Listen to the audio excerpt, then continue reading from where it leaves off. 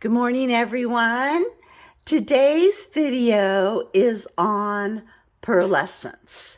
And pearlescence is a term that Double Helix uses when you put a clear encasement on top of a reduction glass that's been reduced. So I'm going to use today a reduction glass called Helios, and you can see that when Helios reduces, it gives you this really shiny yellow with a little bit of amber. Sometimes you get a rose color out of it. But when you put a clear encasing on it, this is the example of the pearlescence.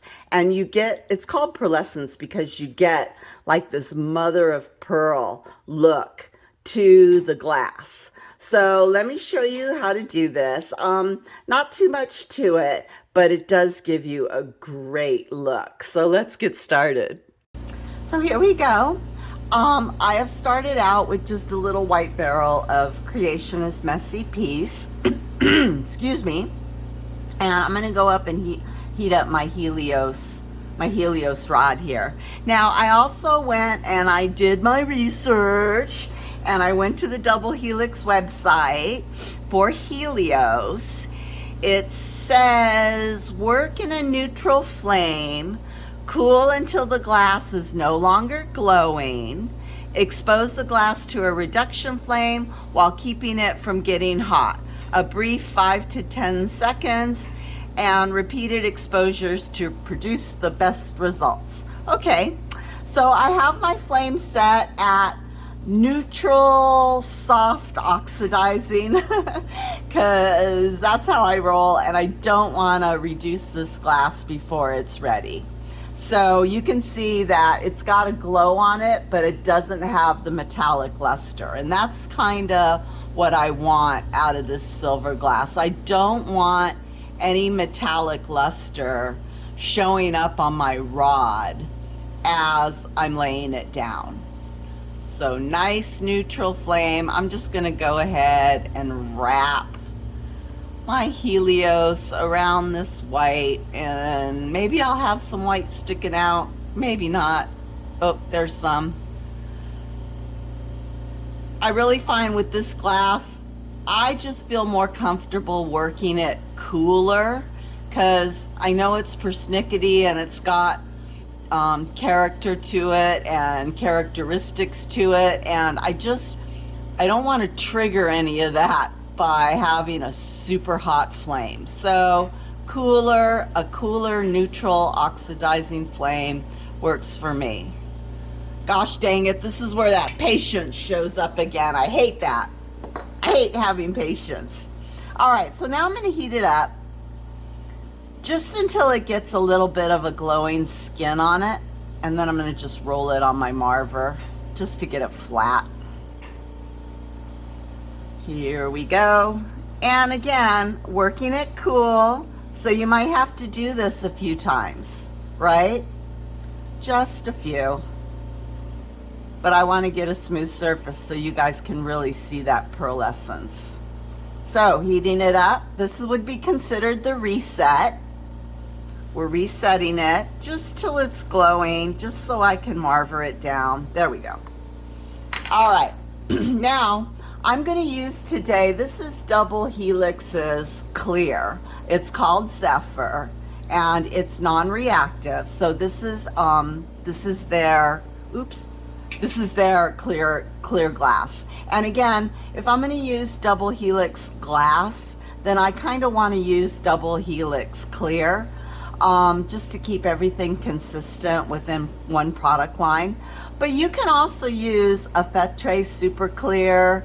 I don't know the other clears. Those are the only two that I really use. Now, that's the clear I'm going to use. Let's go ahead and reduce this. So I'm going to reset it one more time.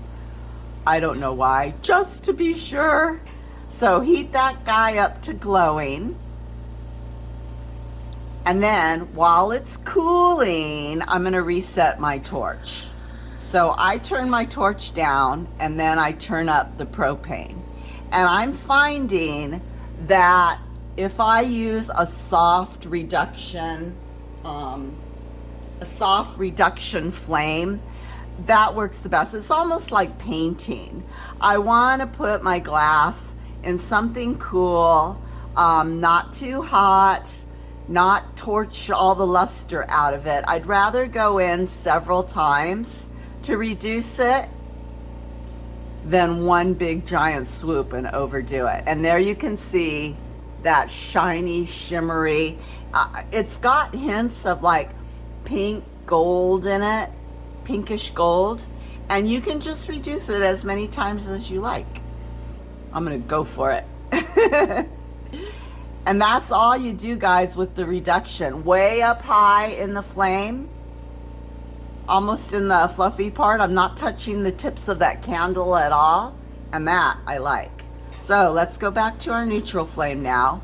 Ooh, and now you can really see that luster. Let's see if I can get it. Yeah, that's pretty. Okay, as far as encasing goes, this is important.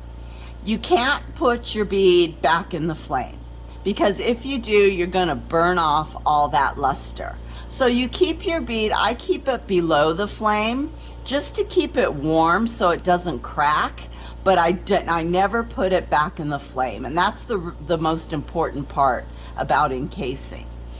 You don't want your encasement glass, your clear glass, to be too hot. So what I do is I get a nice gather on my glass, and then I pull it out and I let it cool until the glow is almost gone, and then I stick it on my bead and I flame cut it, and you can see the nipple on that is really big, but that's okay. That is okay. So let's do another one. I'm gonna go ahead, get a gather, let that gather cool until the glow is almost gone, and then stick it on there, pull it up, and flame cut. And that bead is getting nowhere near that flame. And if you have a big nipple on it, it's okay, because we're gonna marver it down.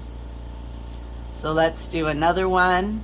There's my gather, let it cool, and then stick it on there, pull it up, and flame cut.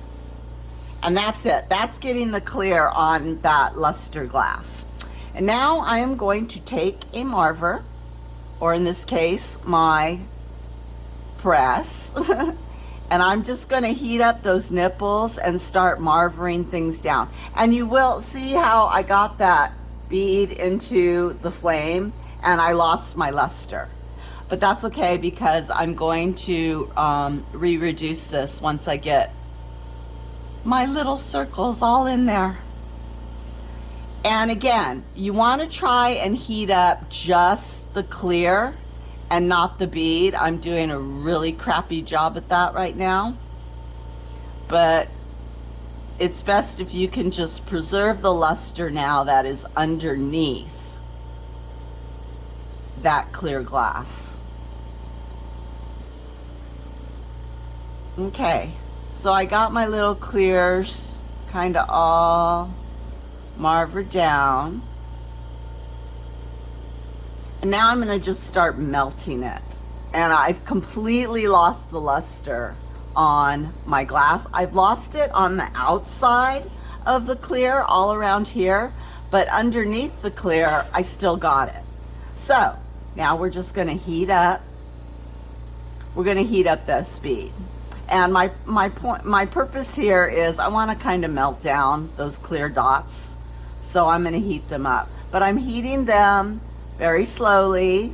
I'm heating them kind of further out in the flame. This is a nice neutral flame with a little teeny tiny bit of hiss. And to help things along, I'm going to go ahead and marver some more.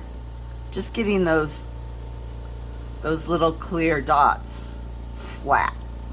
And I can already start to see the pearlescence coming out underneath those clear dots. It's really cool. It's so pretty. And in this one, this particular bead, I'm going to get a lot of golds, the golds from Helios, as well as some of that pink and that rose and that amber. I don't know if you can see that, but it's really pretty. I'll pull this out when I'm done with it. So let me torch these down just a little more. Just a little more. All right, those look good. One more little press. One more little press. I'm sure there's a better way to marker these out if you have a roller or something. I'm doing them all individually here. Okay, now we've got our clear dots down, my little example dots. I'm gonna go ahead and put on, ooh, see, now that for me is too big.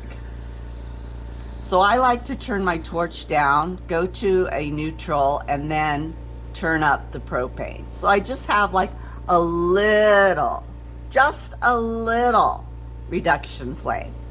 And then in the top it goes. I'm gonna spin it around to see if I can get that reduction, and I can, and it's pretty. Ooh, it's getting darker amber.